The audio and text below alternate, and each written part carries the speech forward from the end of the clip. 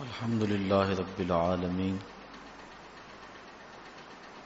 والعاقبة للمتقين والصلاة والسلام على سيد الأنبياء والمرسلين.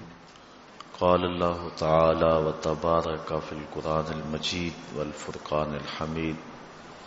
بسم الله الرحمن الرحيم. لكم دينكم ولي دين.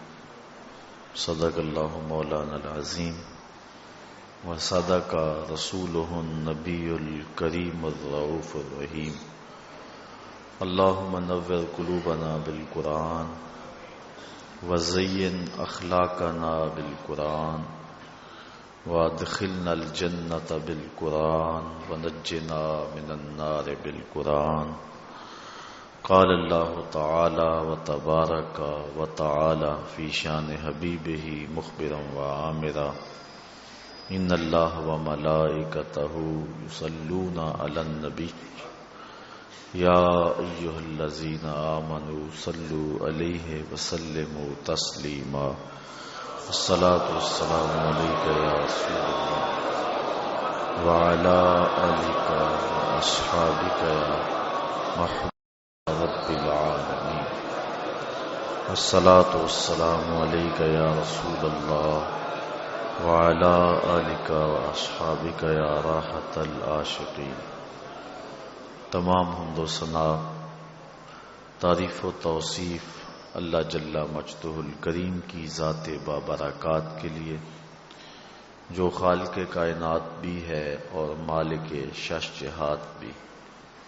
اللہ جل وعلا کی حمد و ثنا کے بعد حضور نبی اکرم شفیع امم رسول محتشم نبی مکرم اللہ کے پیارے امت کے سہارے رب کے محبوب دانائے غیوب مالک رقاب امم فخر عرب و عجم والی کون و مکان سیاہ لا مکان سید انس و جاں سرور لالا رخاں نیر تاباں سر نشین مہوشاں ماہ خوباں شہنشاہ حسینہ تتمہ دوراں سر خیل زہرہ جمالاں جلوائے صبح ازل نور ذات لم یزل باعث تکوین عالم فخر آدم و بنی آدم نیر بطحا رازدار ما اوہا شاہد ما طغا صاحب علم نشرہ معصوم آمنہ احمد مجتبی حضرت محمد مصطفیٰ صلی اللہ علیہ وسلم کے حضور ناز میں اپنی عقیدتوں، ارادتوں اور محبتوں کا خراج پیش کرنے کے بعد معزز محترم محتشم سامعین، السلام علیکم ورحمۃ اللہ وبرکاتہ. آج 14 اگست کے روز سعید کا آغاز ہو رہا ہے. پاکستان کو دنیا کے نقشے پہ معز وجود میں آئے ہوئے آج پورے 63 برس بیت چکے ہیں. اللہ حضور کی عمر پاک کا صدقہ اس ملک کو حقیقی برکتیں اور اسلام کا نور نصیب فرمائے. یہ وطن عزیز پاکستان اللہ کی نعمتوں میں سے ایک نعمت ہے.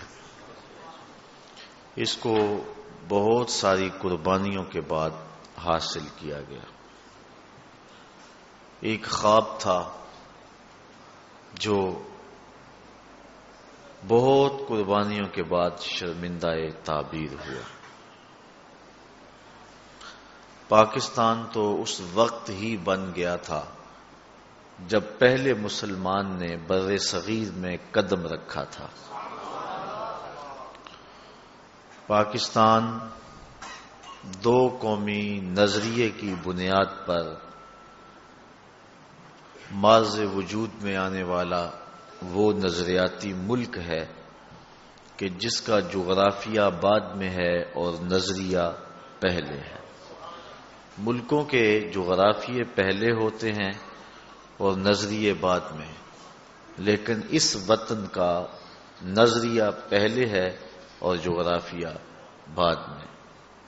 دوسرا ملک اس دنیا کے خطے پہ اسرائیل ایسا ہے کہ جو یہودی نظریے کی بنیاد پر دنیا کے خطے کے اوپر معرض وجود میں لایا گیا۔ پاکستان کا وہ دو قومی نظریہ جس کی بنیاد پر اس پاکستان کے لیے جد و جہد کی گئی، تگ و تاز کی گئی، اور اس کو ایک نعرے کی شکل کے اندر اہل سیالکوٹ آپ کو مبارک ہو، پاکستان کا تصور بھی سیالکوٹ نے دیا ہے اور پاکستان کا نعرہ بھی سیالکوٹ نے دیا ہے۔ قائد اعظم کو یہ تصور دینے والے حضرت اقبال ہیں، اور پاکستان کا مطلب کیا، لا الہ الا اللہ، یہ نعرہ بھی یہاں کے ایک شاعر اصغر سودائی نے دیا تھا۔ کالج کا زمانہ تھا، کسی ہندو لڑکے نے پوچھا کہ پاکستان پاکستان کا شور مچا ہوا ہے، پاکستان کا مطلب کیا؟ تو اس کی زبان سے بے ساختہ نکلا لا الہ الا اللہ۔ پھر بر صغیر کے طول و عرض کے اندر یہ نعرہ گونجنے لگا۔ آج پاکستان کی 63ویں سالگرہ کے موقع پر میں شہر سیالکوٹ کے باسیوں کو مبارک دیتا ہوں کہ پاکستان کا تصور بھی شہر سے گیا اور پاکستان کا نعرہ بھی اس شہر سے گیا۔ اللہ تعالیٰ اس شہر کو یہ سعادت نصیب فرمائے کہ یہاں سے لوگ اٹھیں اور اس ملک کی تقدیر بدلنے کی کوشش بھی کریں۔ جس مقصد کے لیے یہ ملک حاصل کیا گیا وہ مقصد بھی ہمیں حاصل ہو۔ دو قومی نظریے کی بنیاد پر یہ پاکستان معرض وجود میں آیا تھا۔ مسلم لیگ کے 28ویں اجلاس کے اندر قائد اعظم نے مدراس کے اندر خطبہ دیتے ہوئے ارشاد کیا کہ ہم دو قومی نظریے کو پاکستان کی آئیڈیالوجی قرار دیتے ہیں، اور یہ وہ فکر ہے جس کی بنیاد پر یہ وطن معرض وجود میں آیا، اور اس پر کوئی دوسری رائے نہیں ہے۔ اس موجودہ دور کے اندر پاکستان کے جغرافیے کو ٹکڑے ٹکڑے کرنے کے لیے جس طرح کوشش ہو رہی ہے، پاکستان کے نظریے پر بھی کلہاڑے چلائے جا رہے ہیں، لیکن ہم نے اپنے اس نظریے کی حفاظت کرنی ہے۔ اس نظریے کو ہم نے جو ہے وہ اپنی آنے والی نسلوں تک منتقل کرنا ہے۔ یہ دو قومی نظریہ کیا ہے؟ میں نے قرآن مجید سے جو آیت کریمہ آپ کے سامنے تلاوت کی ہے اس میں اس دو قومی نظریے کا واضح تصور دیا گیا۔ اللہ تعالیٰ کہتا ہے محبوب ان کافروں سے کہو کہ جن کو تم پوچھتے ہو ان کو میں نہیں پوچھتا، جن کو میں پوچھتا ہوں اس کو تم نہیں پوچھتے ہو، اور آخر میں فرمایا لکم دینکم ولی دین، تمہارا دین تمہیں مبارک ہو، میرا دین مجھے مبارک۔ یہ دو قومی نظریے کی بنیاد ہے جو قرآن نے ہمیں فراہم کی ہے۔ ہندوستان کے اندر مسلمان بھی صدیوں سے رہ رہے تھے اور ہندو بھی صدیوں سے یہاں زندگی گزار رہے تھے، تقریباً 1000 سال وہ اکٹھے رہے ہیں۔ آباء و اجداد سب کے ایک ہی تھے، پھر کچھ لوگ عرب سے آئے تو کچھ لوگوں کا دین تبدیل ہوا اور اسلام کے دامن میں وہ داخل ہوئے، اور انہوں نے توحید پر تیقن، اذعان اور ایمان پیدا کر کے اپنا ایک الگ تشخص قائم کیا۔ بر صغیر پاک و ہند میں مسلمانوں کی حکومت کو جب زوال آیا، 1857 کی جنگ آزادی کے بعد انگریزوں کے قدم مضبوطی سے جم گئے۔ تقریباً 100 سال کے قریب اس دھرتی پہ انگریزوں نے حکومت کی۔ ان سے رستگاری، چھٹکارا اور آزادی کی جب تحریکیں شروع ہوئیں تو اس وقت ایک تو فکر اور خیال یہ تھا کہ انگریز باہر سے آ کر کے ہمارے اوپر حکومت کر رہے ہیں، یہ چلے جائیں اور ہم یہاں کے رہنے والے اپنی تقدیر کا فیصلہ خود کریں گے، ہمارے لوگ ہوں گے، حکومت بھی ہماری ہوگی، ملک بھی ہمارا ہے۔ تحریک ترک موالات چلی، انگریزوں سے تعلق اور دوستی قطع کرنے کے حوالے سے یہ اسی یک قومی نظریے کی بنیاد پر یہ تحریک چلی تھی۔ اگر آپ اپنے حافظے پہ زور دیں تو خود قائد اعظم محمد علی جناح بھی ہندو مسلم اتحاد کے سفیر مانے جاتے تھے، دو قومی نظریہ اس کے حامل وہ بھی نہیں تھے۔ یہ ان کی ابتدائی زندگی کی کہانی ہے۔ ان کے نظریے کو، ان کی فکر کو حضرت علامہ اقبال علیہ رحمہ نے بدلا ہے۔ لیکن اگر علامہ اقبال کا گہرا مطالعہ ہو تو ایک زمانہ ایسا تھا کہ اقبال بھی دو قومی نظریے کا قائل نہیں تھا، وہ بھی یک قومی نظریے کی بات کرتا تھا۔ سارے جہاں سے بہتر ہندوستان ہمارا، ہم بلبلیں ہیں اس کی یہ ہے گلستاں ہمارا، مذہب نہیں سکھاتا آپس میں بیر رکھنا، یہ اقبال کے نغمے ہیں۔ یہ ترانہ ہندی جو آج ہندوستان کا قومی ترانہ ہے، یہ اقبال کا لکھا ہوا ہے، سارے جہاں سے اچھا ہندوستان ہمارا۔ تو پہلے پہل اقبال کا بھی یہی فکر تھا اور وہ اسی فلسفے پہ ہی کارگر تھا۔ تنگ آ کے آخر میں نے دیر و حرم چھوڑا، وائز کا واز چھوڑا، چھوڑے تیرے فسانے، پتھر کی مورتیوں میں سمجھا ہے تو خدا ہے، جنگ و جدل وائز کو بھی سکھایا خدا نے۔ اور پھر آخر میں کہتا ہے کہ سچ کہہ دوں اے برہمن گر تو برا نہ مانے، تیرے صنم قدوں کے بت ہو گئے پرانے، اور خاک وطن کا ہر ذرہ مجھے دیوتا ہے۔ یہ اقبال کی وطنیت کی شاعری ہے۔ لیکن پھر اقبال میں تبدیلی آتی ہے، اور وہ تبدیلی کیسے آئی یہ مفصل گفتگو کا وقت نہیں ہے۔ حضرت علامہ اقبال نے حضرت شیخ مجدد الفسانی علیہ رحمہ آپ کے مکتوبات پڑھے اور تعلیمات پڑھی، اور اقبال میں یکسر تبدیلی پیدا ہو۔ میں گزشتہ شب زندہ روت کا مطالعہ کر رہا تھا تو اقبال کا ایک خط میری نظر سے گزرا ہے جس میں انہوں نے اس کی طرف اشارہ دیا، اور اس بر صغیر پاک و ہند میں دو قومی نظریے کی بنیاد واضح طور پہ جس نے رکھی ہے وہ شیخ احمد حضرت مجدد الفسانی رضی اللہ تعالی عنہ کی ذات ہے۔ انہوں نے برملا کہا تھا، بادشاہ بے دین است اعتبار نہ دارت، ملت ما جدا گانا است۔ اور اقبال نے خراج پیش کیا ہے، وہ ہند میں سرمایہ ملت کا نگہبان، اللہ نے بر وقت کیا جس کو خبردار۔ حاضر ہوا میں شیخ مجدد کی لحد پر، وہ خاک کے زیر فلک مطلع انوار، گردن نہ جھکی جس کی جہانگیر کے آگے، جس کے نفس گرم سے ہے گرمی احرار، وہ ہند میں سرمایہ ملت کا نگہباں، اللہ نے بر وقت کیا جس کو خبردار۔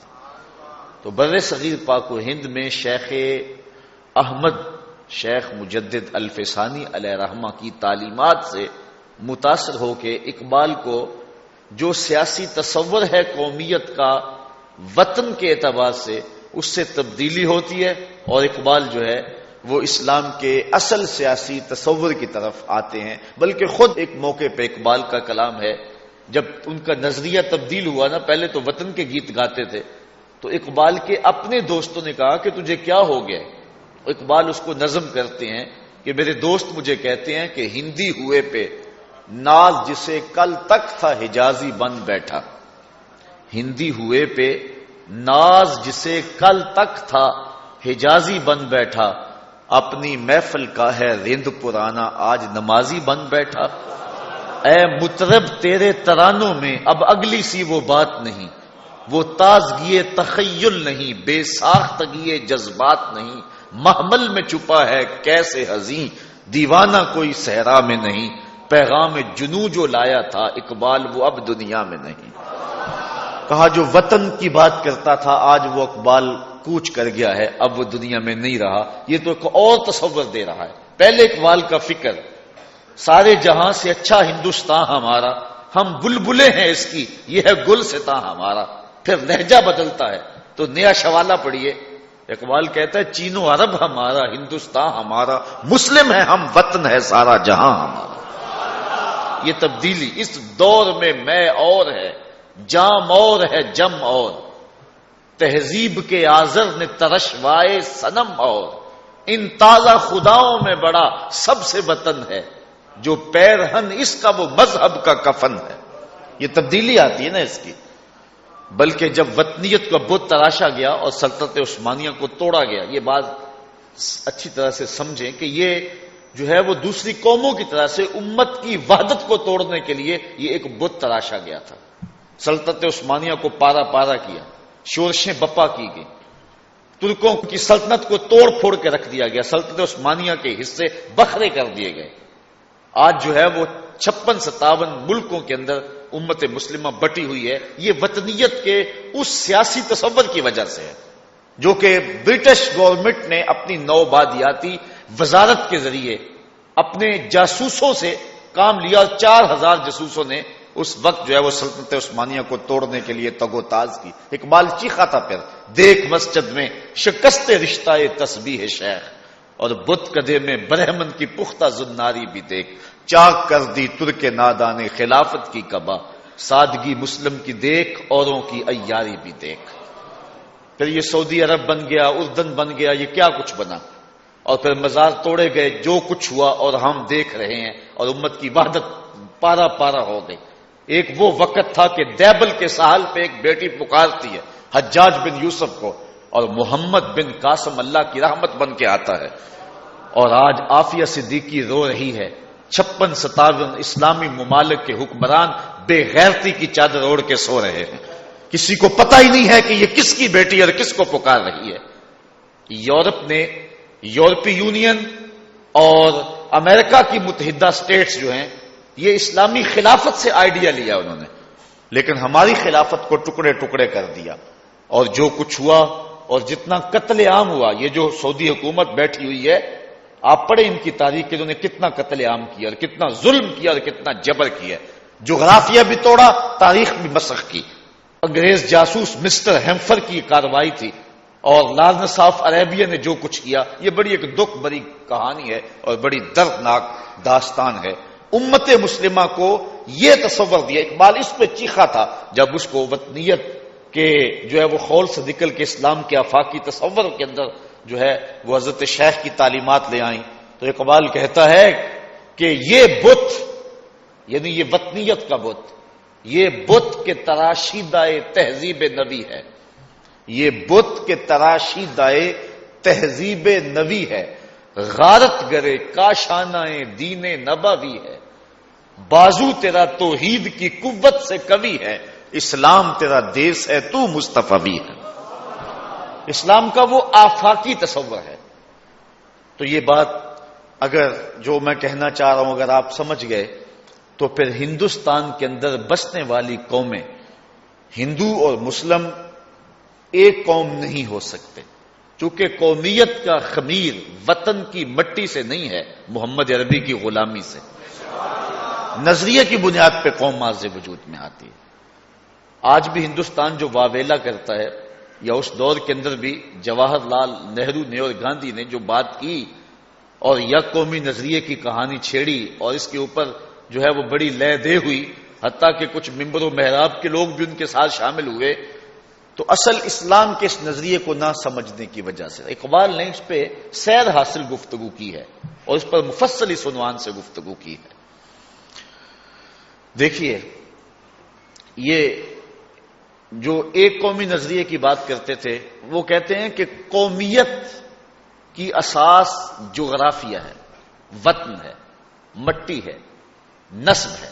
آباء و اجداد ہم سب کے ایک ہیں. ہندوستان کے اندر مسلمان ہیں، سکھ ہیں، عیسائی ہیں، ہندو ہیں، جتنے بھی ہیں سب کے آباء و اجداد تو ایک ہیں.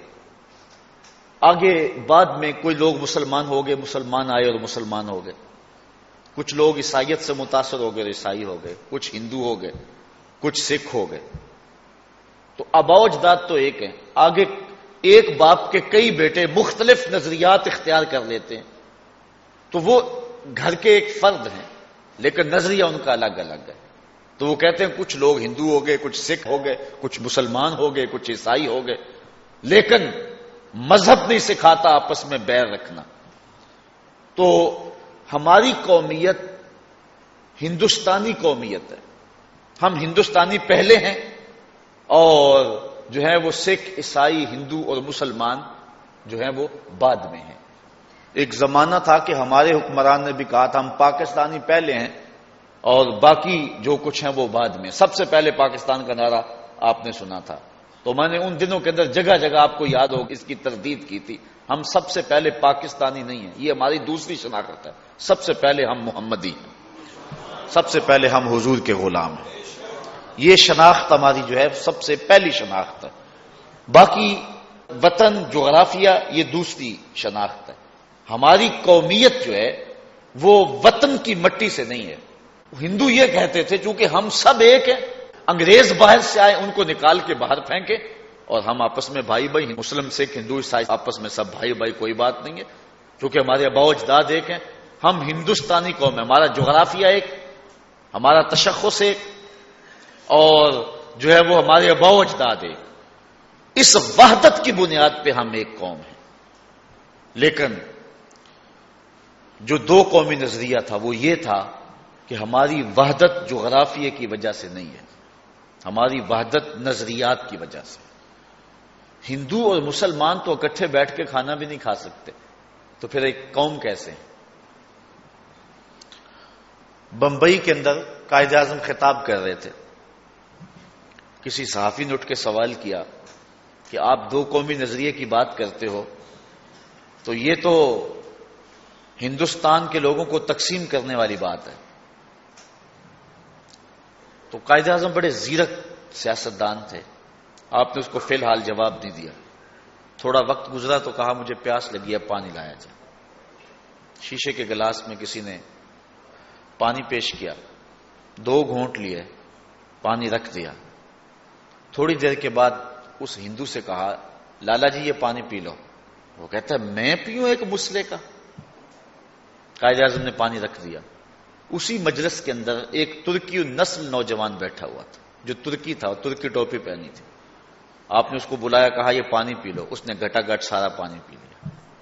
پھر اس صحافی کی طرف قائد اعظم متوجہ ہوئے، کہا تیرا میرا باپ ایک، تیرا میرا ملک ایک، تیری میری بولی ایک، لیکن اگر میں زندگی اکٹھے گزارنا چاہوں، میری زندگی تیرے ساتھ گزرے گی یا اس کے ساتھ گزرے گی؟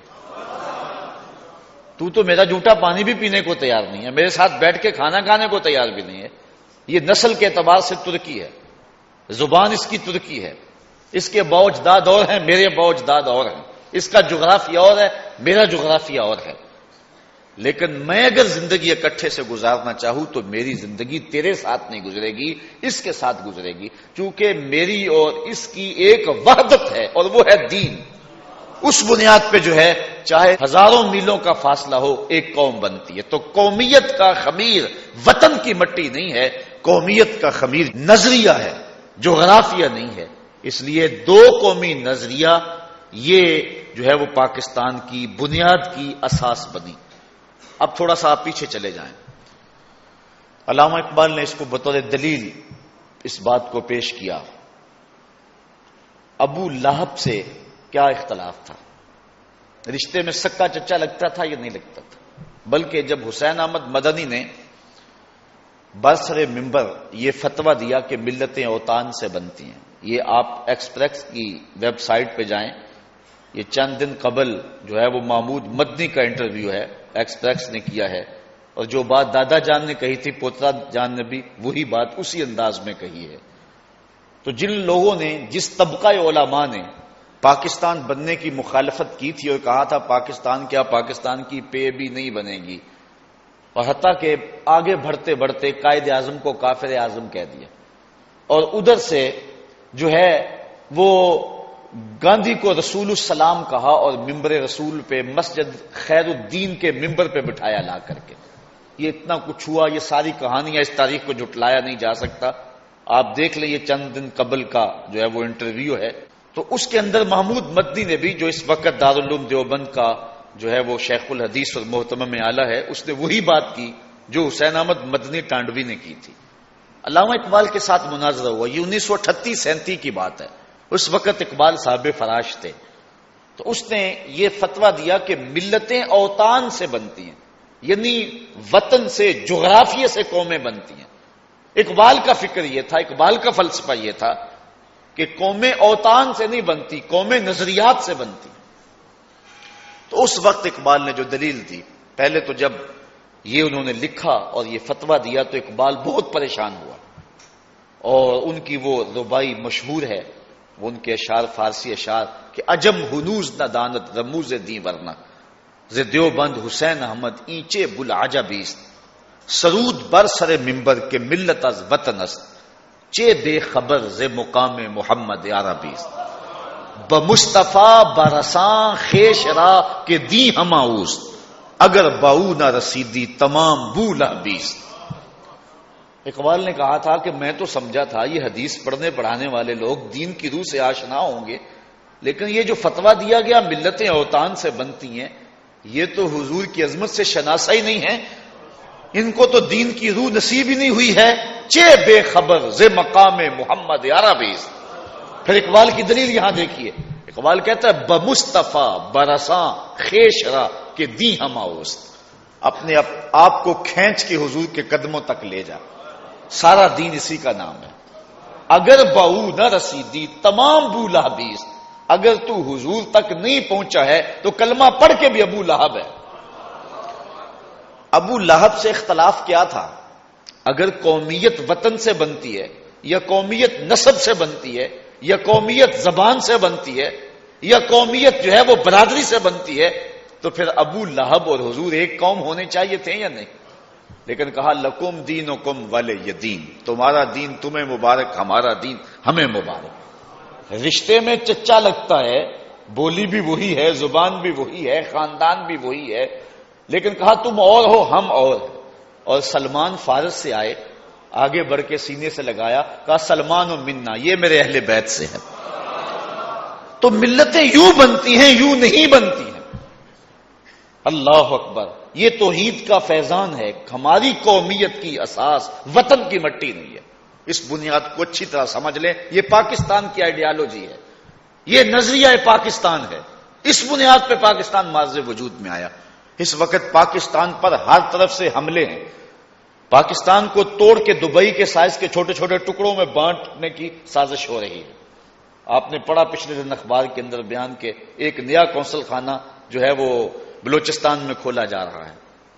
بلوچستان جو ہے وہ لبریشن کے ذریعے کیا کچھ اور کیا فساد برپا کرنے کی سازش کی جا رہی ہے. اور جو کچھ ہو رہا ہے، جو کچھ ہونے جا رہا ہے، وہ کسی سے مخفی نہیں ہے. مقاصد ہے کہ ہمارے جغرافیے کو بھی سکیڑ دیا جائے اور چھوٹے چھوٹے ٹکڑوں میں بانٹ دیا جائے تاکہ کمزور ہوں، اور دوسری طرف ہمارے نظریے پر بھی کلہاڑے چلائے جائیں. ان حالات میں جبکہ ملک مصائب میں گھرا ہوا ہے تو کیا ضرورت پڑ گئی تھی کہ اس عنوان سے جا کے انٹرویو کیا جائے اور اس کو آن ایئر کیا جائے، جبکہ لوگ اس وقت تذبذب اور جو ہے وہ عجیب تشکیک کے اندر پہلے ہی مبتلا ہیں اور ملک ڈول رہا ہے اور ملک کا جو ہے وہ حال ہے وہ آپ کے سامنے ہے. حملے بازاروں سے بڑھ کر مزاروں تک چلے گئے اور ملک عجیب حالت سے دو چار ہے. تو کیا ضرورت پڑ گئی تھی کہ ان حالات کے اندر جو ہے وہ انٹرویو کیا جائے؟ تو پیچھے کچھ ہاتھ ہیں جو کار فرما ہیں اور اس وطن کی آبرو سے کھیلنے کی کوشش کی جا رہی ہے. لیکن میں آپ کو بتانا چاہتا ہوں یہ ملک مٹنے کے لیے نہیں، قیامت تک قائم رہنے کے لیے بنا. یہ حضور علیہ الصلوۃ والسلام کی توجہات کا نتیجہ. نواب آف کلات کا پوتا یہ پچھلے 14 اگست کو ٹی وی پہ آیا تھا، اس نے خود بات بتائی. کہتا میرا جو ہے وہ دادا جو تھا وہ پاکستان کے حق میں ووٹ دینے کے لیے تیار نہیں تھا، لیکن پھر اچانک تیار ہو گیا. تو کسی نے نواب آف کلات سے پوچھا کہ یہ کیا ماجرا ہوا کہ تم تو پاکستان کے حق میں ووٹ دینے کے لیے تیار نہیں تھے اور ایک دم تیار ہو گئے؟ کہا رات سویا حضور خواب میں ملے اور آقا کریم نے فرمایا پاکستان کو ووٹ دینا ہے. تو یہ حضور کی روحانی توجہات کا مرکز ہے یہ ملک. یہ بات ذہن میں رکھیں. ہماری خطاؤں کی سزا ہے جو ہمیں مل رہی ہے اور وہ ملے گی. قدرت جو ہے وہ کسی قوم کے اجتماعی جرم کو معاف نہیں کرتی، اس کو سزا ضرور ملتی ہے. فطرت افراد سے غماز کرتی ہے لیکن قوموں کے اجتماعی جرم معاف نہیں ہوتے ہیں. ہمیں جو کچھ مل رہا ہے اور جو کچھ ہماری جھولی میں ہے یہ ہماری کرتوتوں کی سزا ہے اور یہ ہمیں ضرور ملنی ہے. لیکن جہاں تک رہی پاکستان کی بات، تو یہ بات میں آپ کو یہاں کہہ رہا ہوں. 63 سال بیت گئے. وہ کہا تھا فیصلہ آباد کے اس جو ہے وہ سکھ نے کہ میرے گھروں کا خیال رکھنا، ہم فصل آ کے کاٹیں گے. یہ جو ہم فصل بو کے چلے ہیں 6 ماہ کے بعد ہم نے آ جانا، فصل پک جائے گی تو ہم آ جائیں گے. اور وہ کہتے تھے پاکستان بن گیا ہے تو یہ تو چلا ہی نہیں سکیں گے، یہ تو ہاتھ جوڑ کے کہیں گے دوبارہ مدغم کر لو ہمیں ہندوستان کے اندر. لیکن 63 سال ہو گئے. اللہ کے فضل سے پاکستان ایٹمی قوت بھی ہے اور اپنے پاؤں پہ کھڑا ہوا بھی ہے. انڈیا ہمیں کھا جاتا اگر اس پاکستان پہ حضور کی نگاہ کرم نہ ہوتی. 1965 کی تاریخ آپ بھول گئے ہیں. دنیا کو پتہ ہی نہیں تھا اس وقت کہ دنیا کے خطے کے اوپر پاکستان بھی کوئی ملک ہے. لیکن جب چند دنوں کے اندر صرف 17 طیاروں کے نقصان سے ان کے 114 طیارے گرے تو دنیا کی آنکھیں کھل گئی. چونڈے محاذ پہ جو کچھ ہوا زمانے کی آنکھیں کھل گئی. یہ قوم نکل کہاں سے آئی ہے؟ اللہ نے اس قوم کو جذبے دیے ہوئے ہیں اور انشاءاللہ اس قوم سے اللہ نے کام لینے ہیں. بد نصیب حکمران ہیں کہ جو امریکہ کے پٹھو بنے ہوئے ہیں اور ہر دور میں بدکار قسم کے حکمران ہمیں ملے ہیں. یہ ہمارے گناہوں کی سزا ہے. کسی نے حجاج بن یوسف سے کہا تھا تو حضرت عمر جیسا انداز حکمرانی کیوں اختیار نہیں کرتا؟ تو اس نے 2 لفظی جواب دیا تھا، تبازروا اتعمر لکم. کہا تم ابو ذر بن جاؤ میں عمر بن جاتا ہوں. جب رعایا ابو ذر غفاری جیسی ہوتی ہے حکمران حضرت عمر جیسے ہوتے ہیں. اور جب رعایا اچھی نہیں ہوتی ہے تو پھر اللہ کی رحمتوں کی چھتڑیاں نہیں تانی جاتی. آج ہمارے اوپر جو کچھ ہو رہا ہے، جو ہمارے حالات ہیں، یہ ہمارے گناہوں کی سزا ہے. ایک روایت کے لفظ ہیں اعمالکم امالکم، تمہارے اعمال ہی تمہارے امال ہیں. یعنی جس طرح کے اعمال کرو گے اس طرح کے امال ہوں گے، اس طرح کے حکمران ہوں گے. تو یہ ہمارے گناہوں کی سزا ہے اور وہ ہمیں ملنی ہے. فطرت جو ہے وہ قوموں کے اجتماعی جرم معاف نہیں کیا کرتی. یہ جو کچھ ہو رہا ہے، جو حالات آگے آ رہے ہیں، انتہائی ناگفتہ بے حالات، ابھی اور ہم نے نیچے گرنا ہے. کار مذلت کی گہرائیوں کی طرف ہم بڑی تیزی کے ساتھ سفر کر رہے ہیں. جب تک ہم اپنے آپ کو ٹھیک نہیں کریں گے، اجتماعی توبہ نہیں کریں گے، جب تک خیانت نہیں چھوڑیں گے، اتنی دیر تک جو ہے وہ ہمارے اوپر رحمتوں کی چھتڑیاں نہیں تنی جائیں گی. جب میں کہتا ہوں الہی میرا احوال دیکھ، حکم ہوتا ہے اپنا نامہ اعمال دیکھ. ہم اپنے آپ کو ٹھیک کرنا ہے، اس ملک کی مانگ میں رنگ بھرنے. اور یہ وہ ملک ہے، حضور نے فرمایا کہ مجھے ہند سے ٹھنڈی ہوا آتی ہے. اقبال نے بھی کہا تھا میر عرب کو آئی ٹھنڈی ہوا جہاں سے، میرا دیس وہی ہے، میرا دیس وہی. تو یہ قیامت تک قائم رہے گا. حضور کی نگاہوں کا فیضان، اس کو مٹایا نہیں جا سکتا ہے. اس کو مٹانے والے آپ مٹ جائیں گے اور پاکستان انشاءاللہ اس دھرتی پر قیامت تک قائم رہے گا. اللہ نے اس سے بہت سارے کام لینے ہیں اور جو ہے وہ غزوہ ہند بھی یہاں ہونا ہے. انڈیا کو انشاءاللہ وہ وقت آنا ہے کہ یہاں کے مجاہدوں نے اٹھ کر کے، یہاں کی فوج نے اٹھ کے، یہاں کی ملٹری نے لوگوں کی اعانت کے ساتھ اٹھ کے جا کے انڈیا کو کیپچر کرنا ہے. پھر بیت المقدس میں جا کے اسلام کی عظمت کا جھنڈا لہرانا ہے. یہ اعزاز ملے. پھر عساکر امام مہدی میں شامل ہونا ہے اور خلافت علی منہاج النبوت قائم ہونی ہے دوبارہ. اور اقبال نے کہا آ ملیں گے سینہ چاکانے چمن سے سینہ چاک، بز میں گل کی ہم نفس باد صبا ہو جائے گی، شبنم افشانی پیدا کرے گی میری سوز و ساز، اس چمن کی ہر کلی درداش نہ ہو جائے گی، آسمان سحر کے نور سے ہوگا آئینہ پوش اور ظلمت رات کی سیما پا ہو جائے گی، شب گریزہ ہوگی آخر جلوائے خورشید سے، یہ چمن معمور ہوگا نغمہ توحید سے. انشاءاللہ ہونا. یہ مقدس دھرتی ہے. پاکستان کے ساتھ جو لوگ خیانت کرتے ہیں، چاہے وہ حکومت کے ایوانوں میں ہیں، چاہے جو عوام کے اندر ہیں، اللہ تعالیٰ انہیں پگھلا کے رکھ دے گا جس طرح نمک پانی میں پگھلا دیا جاتا ہے. یہ مقدس دھرتی ہے. جس نے اس دھرتی کے ساتھ بے وفائی کی، اللہ اسے سخت کوشش کرے گا، اس کو پگھلا کے رکھ دے گا. پچھلے دن پاکستان کا ایک فوجی بارڈر کراس کر گیا اور انڈیا میں چلا گیا. وہاں ایک سکھ فیملی نے پکڑ لیا اور اپنے گھر جا کے قید کر دیا. موقع رات کا تھا, انہوں نے صبح ملٹری کو دینا تھا اور سمجھا کہ یہ سمگلر ہے.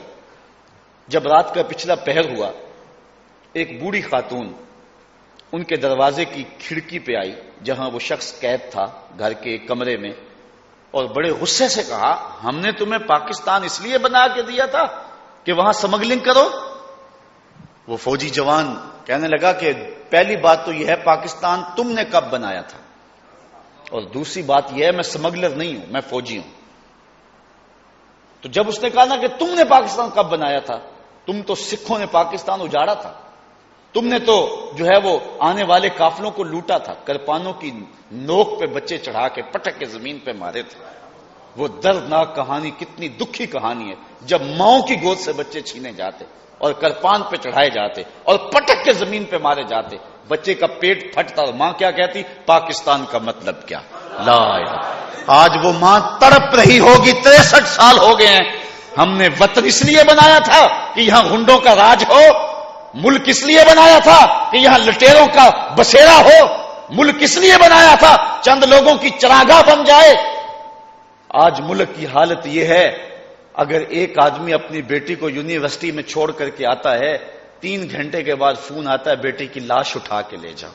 کیا تقدیر نے اس لیے چنوائے تھے تن کے, بن جائے نشیمن تو کوئی آگ لگا دے. کیا اس لیے یہ ملک حاصل کیا تھا, اس لیے اس وطن کی مانگ میں اپنے خون سے لوگوں نے رنگ بھرا تھا. سبز حلالی پرچم پہ اپنی زندگیاں اور اپنی ممتا بھری گودیاں ماؤں نے اس لیے نچھاور کی تھی. ہم ان کہانیوں کو نہیں بھول سکتے جب 10 لاکھ لوگوں سے زیادہ لوگ جو ہے وہ اس ملک کی آبرو کے لیے قربان ہو گئے تھے. 1 کروڑ آدمی نے ہجرت کی تھی. یہ انسانی تاریخ کی سب سے بڑی ہجرت ہے. 10 لاکھ لوگ اپنی جان کا نذرانہ جو ہے وہ اس وطن کی مانگ میں رنگ بھرنے کے لیے, اس کے خاکے میں رنگ بھرنے کے لیے اپنی جان کا نذرانہ پیش کرتے ہیں. پاکستان کی تاریخ پڑھو, بڑی دلدوز اور بڑی دردناک تاریخ ہے, لیکن آج لوگوں نے اس کو اپنی چراگاہ بنا کے رکھ لیا ہے. انہیں سخت سزائیں ملے گی, اللہ کے قہر و غضب کا سامنا کرنا پڑے گا جو اس ملک کے ساتھ بے وفائی کر رہے ہیں. تو کہا تم سکھوں نے تو ملک اجاڑا تھا, تم نے تو بچے ماؤں کی گودوں سے چھینے تھے اور کرپان کی نوکوں پہ چڑھائے تھے, اور تم نے بچوں کو فرش پہ پٹک کے مار کے ان کے پیٹ توڑے تھے اور ان کی ہڈیاں توڑی تھی اور ٹرینیں جلائی تھی. تم نے کہا پاکستان بنایا تھا. تو اس نے کہا کہ میں سکھ نہیں ہوں, میں وہ بد نصیب عورتیں جو ان ایام میں سکھوں کے ہتھے چڑھ گئی تھی ان میں سے ایک بد نصیب خاتون میں بھی ہوں, اور بدقسمتی سے ان کے بیٹوں کی ماں ہوں. پاکستان سے بے وفائی نہ کرنا. سنو اس خاتون نے کیا کہا. اس نے کہا پاکستان سے بے وفائی نہ کرنا, پاکستان اتنی مقدس دھرتی ہے کہ میرے پوتروں کو جب بخار آتا ہے نا تو میں پاکستان کا نام لے کے دم کرتی ہوں, اللہ شفا دے دیتا. اتنا مقدس جو ہے یہ خطہ ہے, اتنا مقدس خطہ ہے, اور حضور کی نگاہیں اور حضور علیہ السلام کی کرم نوازیوں کا نور اس ملک کو حاصل ہے. تو انشاءاللہ یہ ملک مٹے گا نہیں, یہ قیامت تک قائم رہنے کے لیے یہ ملک ماض وجود میں آیا تھا, اور انشاءاللہ قیامت تک قائم رہے گا. مشکل حالات قوموں پہ آتے رہتے ہیں, اس وقت ہمارے اوپر مشکل حالات ہیں, زمینی آسمانی بلائیں ہر طرف سے ہمیں گھیرے ہوئے ہیں, اور حکمران جو ہیں وہ جیسے ہیں وہ آپ کو پتہ ہی ہے, اور یہ ہماری بدعمالیوں کی سزا ہے. اللہ نے پاکستان کے جو ہے وہ پہاڑوں کے اندر اور پاکستان کی زمین کی کوکھ کے اندر بڑا کچھ رکھا ہوا ہے. یہ پچھلے دن ڈاکٹر سمر کا جو ہے وہ آپ نے دیکھا ہوگا نوائے وقت کے اندر چھپا تھا بیان. اس نے کہا کہ پاکستان کے پہاڑوں کی کوکھ میں اتنے معدنیات موجود ہیں, اگر اس کی بجلی بنائیں اور پورے ملک کو سپلائی کریں 500 سال تک ختم ہی نہ ہو. اللہ نے اتنا نوازا ہوا ہے اس ملک کو, لیکن یہ ہماری بدعمالیوں کی وجہ سے آج ہم جس جگہ پہ کھڑے ہیں, اللہ اس وطن کو امن دے. تو بات کر رہا تھا کہ اس ملک کی بنیاد اس 2 قومی نظریے پہ ہے. تو ابو لہب سے تعلق ختم, لگتا رشتے میں چچا ہے, لیکن حضرت سلمان کو پکڑ کے سینے سے لگایا. اللہ اکبر. حضور نے جب اپنا خانہ کرم پھیلایا نا اور دعوت دین دی, دیکھیے یہ برادری کیسے بنتی ہے, قومیت کیسے بنتی ہے. وطن کی مٹی سے نہیں بنتی, قومیت کی اساس دیکھیے. عرب میں کالے رنگ کا شخص ہے جس کا نام ہے اسود. اسود ویسے بھی کالے کو کہتے ہیں. حجر اسود کو حجر اسود اس لیے کہتے ہیں سیاہ رنگت کا ہے. حضرت اسود، اللہ اکبر، جب اسلام کا نور چمکا نا تو اسود نامی یہ غلام حضور کی خدمت میں حاضر ہو گیا. رنگ کا کالا، ذات کا غلام، کوئی پاس بٹھانے کے لیے تیار نہیں. اور عرب میں یہ اونچ نیچ بہت ساری تھی. حضور کی خدمت میں حاضر ہوا اور عرض کرتا ہے حضور اگر میں ایمان لاؤں تو مجھے کیا ملے گا؟ جنت کی بشارت دی جا سکتی تھی، دوزخ سے چھٹکارے کا مجدہ سنایا جا سکتا تھا، لیکن حکمت والے نبی نے کیا جواب دیا؟ پوچھا حضور اگر میں ایمان لاؤں تو مجھے کیا ملے گا؟ فرمایا جو ابو بکر و عمر کو ملا ہے وہی تجھے ملے گا. اللہ اکبر، جو انہیں ملا ہے وہی تمہیں ملے گا. جس صف میں وہ کھڑے ہوتے ہیں اسی صف میں تو کھڑا ہوگا. اور اگر تو پہلے آ جائے وہ بعد میں آئے، کوئی طاقت نہیں ہے جو تجھ کو آگے سے اٹھا کے پیچھے کر دے. اس نے کہا مجھے تو کوئی پاس بٹھانے کے لیے تیار نہیں ہے، اور اگر اسلام مجھے عزت نفس اتنی دیتا ہے تو پھر آپ ہاتھ بڑھائیے اور مجھے اسلام میں داخل کر لیجیے.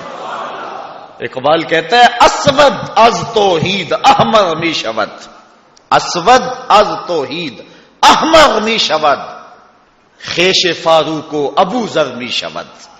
وہ کہتے ہیں اسود توحید کے فیضان سے گوری رنگت والوں کے کندھے سے کندھا جوڑ کے کھڑا ہونے کے قابل ہو جاتا ہے. یہ اسلام کا دیا ہوا دین ہے. تقوی کی بنیاد پہ قوم مارز وجود میں آتی ہے. رنگ و نسل کا یہاں کوئی اعتبار نہیں ہے، وہ صرف معرفت اور پہچان کے لیے. یہ جو چودھری کمی کا تصور ہے یہ ہندو معاشرے کا سسٹم ہے جو ابھی تک ہمارے اندر سے نکلا نہیں ہے. اسلام اس کی قطعا نفی کرتا ہے.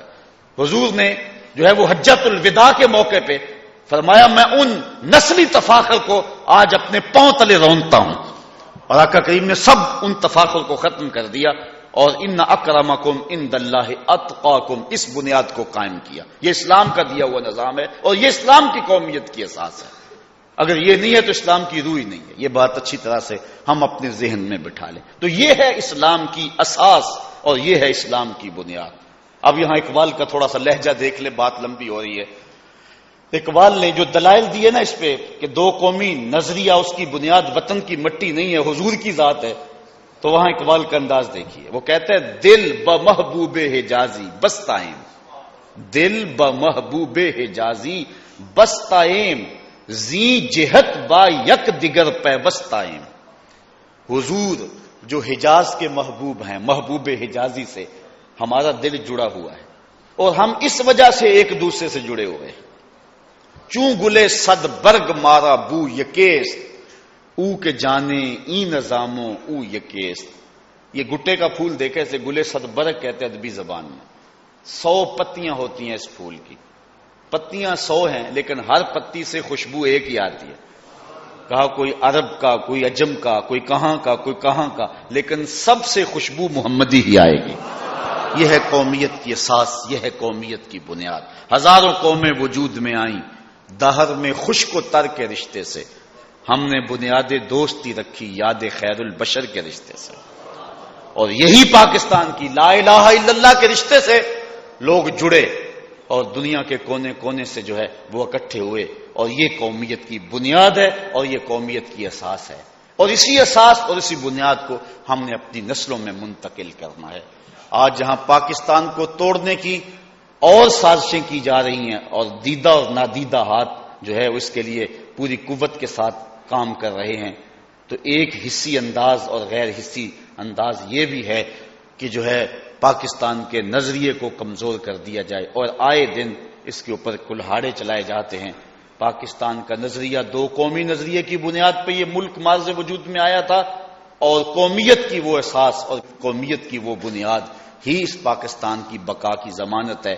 ہم نے اس فکر کو اپنی نسلوں کے اندر بھی منتقل کرنا ہے اور اس سوچ کو اپنے جو ہے وہ آنے والی نسلوں کو بھی آگے پہنچانا ہے. اللہ میرے وطن کی حفاظت فرمائے، اس ملک کو امن کا نور نصیب کرے. ملک کے طول و عرض کے اندر مختلف آفتیں، اذیتیں اور مصیبتیں جس طرح سے اتر چکی ہیں، اس کے لیے ہم نے ہاتھ بٹانا ہے، مدد کرنی ہے اور ملک کی مانگ کے اندر رنگ بھرنا ہے. اس ملک کی حفاظت اپنے جان و دل سے کرنی ہے. وآخر دعوانا ان الحمد